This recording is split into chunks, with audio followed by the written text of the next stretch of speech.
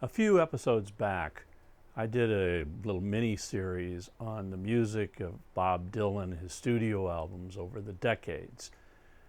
And it was fun, and it got a lot of positive reaction. So I thought I might try to do something similar. Now, granted, there aren't a lot of artists who started recording in the 60s and are still recording today, but there are some. And if you think that Bob Dylan was prolific over his 60 years, of course you're correct, but wait till you get a load of this guy. He certainly gives Bob a run for the money. So in this mini-series, I'm going to look at an artist who's produced an incredible amount of music over 57 years. He's a singer-songwriter, a great one, and a terrific guitarist to boot. And yes, I'm talking about Neil Young. So we're going to look at Neil's output by decades.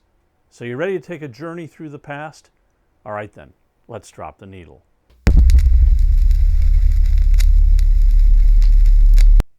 In examining Neil Young's music over the past almost 6 decades now, we're going to be looking at Neil's output, both solo and with some of the groups that he's appeared with.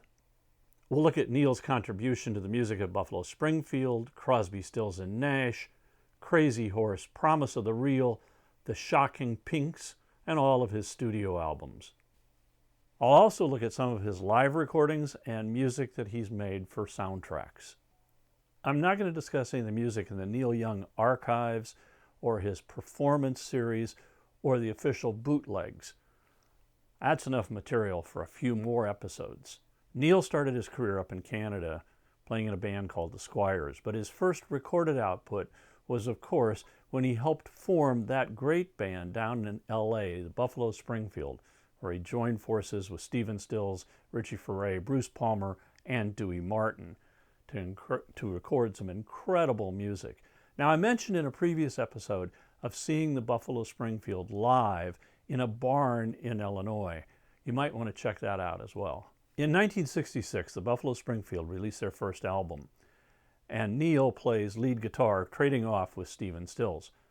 And Neil writes 5 songs on this record. And they are Nowadays Clancy Can't Even Sing, Flying on the Ground Is Wrong, Do I Have to Come Right Out and Say It? But on these songs, Neil did not sing lead. That fell to Richie. I think they thought Neil's voice was a little too strange. However, Neil did sing 2 of his songs, and that would be Burned and Out of My Mind. And of course, the big hit on the album was written by Stephen Stills, For What It's Worth, and Buffalo Springfield toured to support this album. In 1967, Buffalo Springfield puts out their second album, Buffalo Springfield Again. But there are already troubles in the band. Bruce Palmer has been deported. Neil has quit, but then he comes back. Neil's songs on this album are the great Mr. Soul, with that wonderful line, The Clown Who Is Sick Does the Trick of Disaster, Expecting to Fly, and the epic Broken Arrow. By 1968, the band had really broken up, but they still owed the label one more album.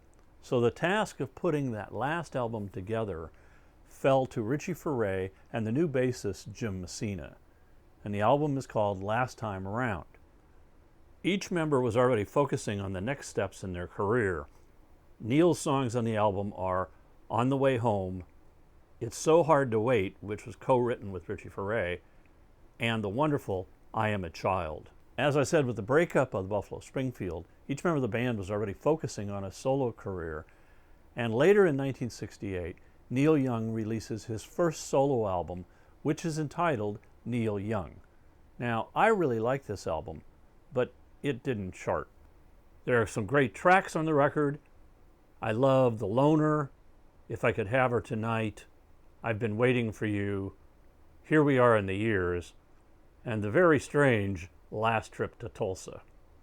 For his next album, Neil decides to recruit a backup band, and he picks a band called the Rockets, but he quickly renames them to become Crazy Horse. Together in 1969, they release an album called Everybody Knows This Is Nowhere. The album starts with Cinnamon Girl, Then there's the title track, the mesmerizing Down by the River, and the great Cowgirl in the Sand. The album reached number 34 in the charts and was undoubtedly helped by the fact of the buzz when Neil joined Crosby, Stills, and Nash. But his recording with that group would have to wait until next year, which pushes it into the decade of the 70s. So that'll have to wait for the next episode. Now, at this point in the episodes, I usually refer you to Spotify and a playlist that I've created to go along with the episode. But that's not going to happen in these episodes. And that is because on January 26, 2022, Neil Young removed all of his music from Spotify because he disagreed with the Joe Rogan Experience podcast that was on Spotify, because in Young's words, it spread misinformation.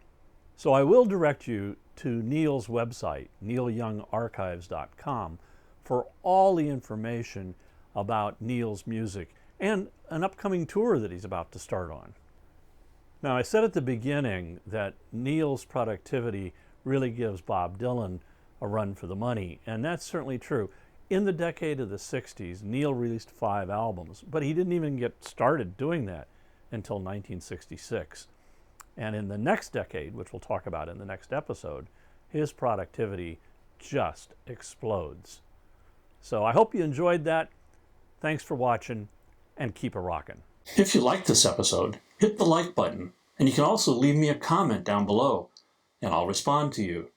If you subscribe, we'll let you know when future episodes come out.